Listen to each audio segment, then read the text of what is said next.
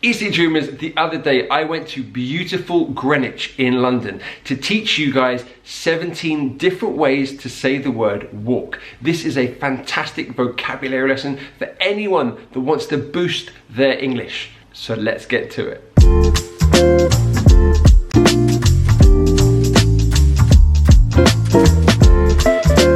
First word, swagger. Swagger. This is when you walk very confidently.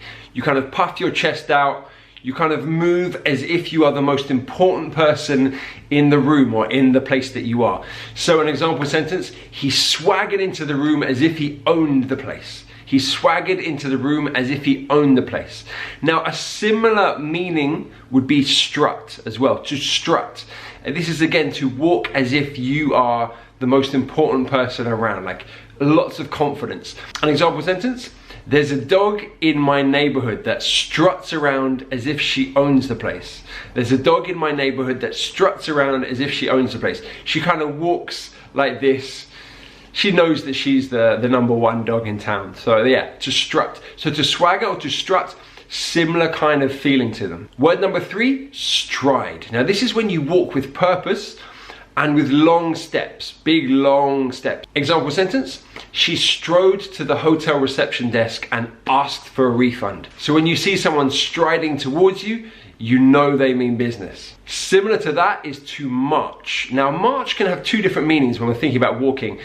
It could be soldiers marching, so with the same movements. March can also mean to walk somewhere, perhaps in anger or something. So his parents marched into the head teacher's office and demanded an apology. So if you march into somewhere, you go in there with real purpose and perhaps it's anger or you're gonna sort something out.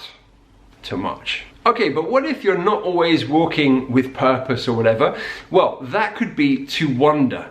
If you wander, then you walk without any direction, any sense of where you need to go. You're just kind of walking, following your nose, like trying to, you see something interesting, I'll go look over there, or there's something interesting over there. You just wander. So you might wander around central London. That means you're not specifically going to one place. You just have a look, see something interesting, I'll walk over there. To wander. There's a great quote, not all those who wander are lost. So not all those that wander are lost.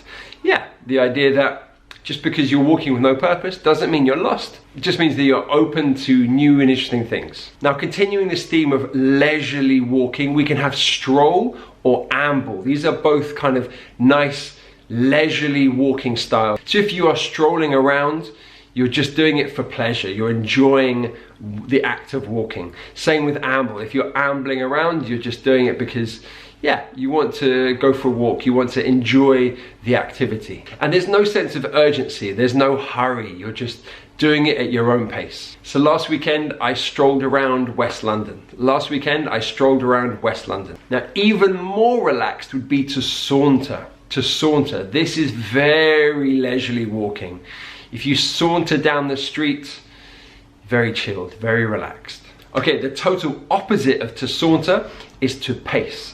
Now this is to walk around a small area because you are nervous, because you're worried, because you're impatient. Now, let's think of an example. Well, maybe your partner is in labor, she's about to have a baby, and you are worried for her, so you are in the waiting room and you are just pacing up and down. You are walking sort of regular steps, back and forth because you are worried, or you're anxious. So yeah, to pace up and down, we can pace around, we can pace the floor as well. So there are lots of sort of prepositions that go with to pace. When my wife was in labor, I was pacing up and down. I was walking around nervously. And I guess the reason why we pace up and down is to try to calm ourselves, right? If we're in this worried state, this is a way to try to keep hold of that emotion and to calm down. Okay, two great verbs here, to hobble and to limp.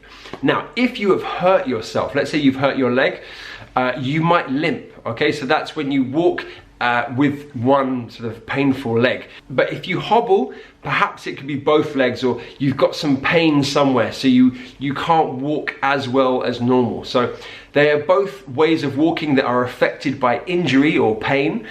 Limp is usually just one leg, whereas hobble could be both legs and it could be for any different reason. Example sentence, I had to limp into work today after I hurt my foot in the gym. Okay, another way of walking erratically and without control is to stagger.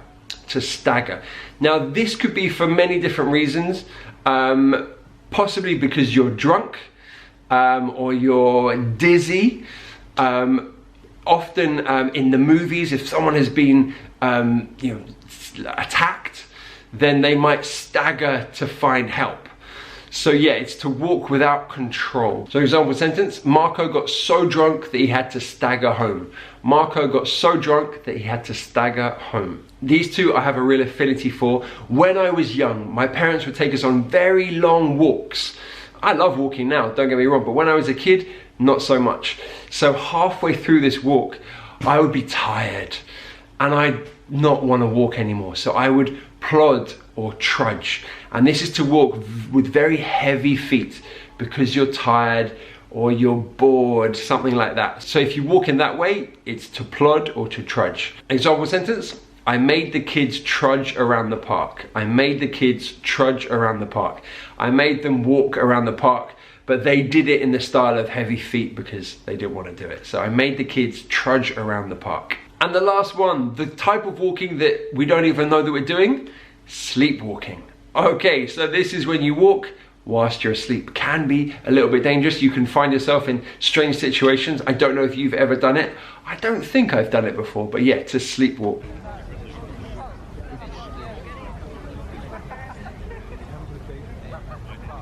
All right, if you're ready guys, let's do a little practice, see if you remember these words.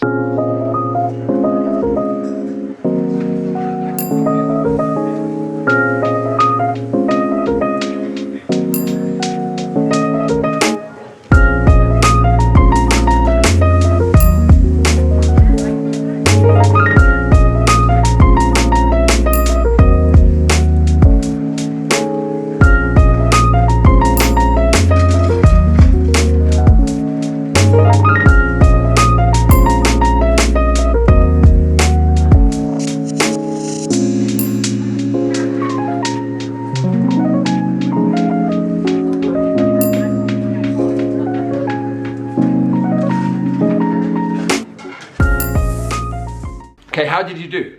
Was that useful? I hope that's helped you to memorize some of these new words for you. Now what I want you to do is take one word, a new word that you've learned, and put it into an example sentence in the comments below, and I'll come down and check it out, and if it's good, give it a thumbs up, and if it needs correcting, I'll help you with that too. All right guys, thank you so much for watching. This is Tom, the Chief Dreamer, saying goodbye.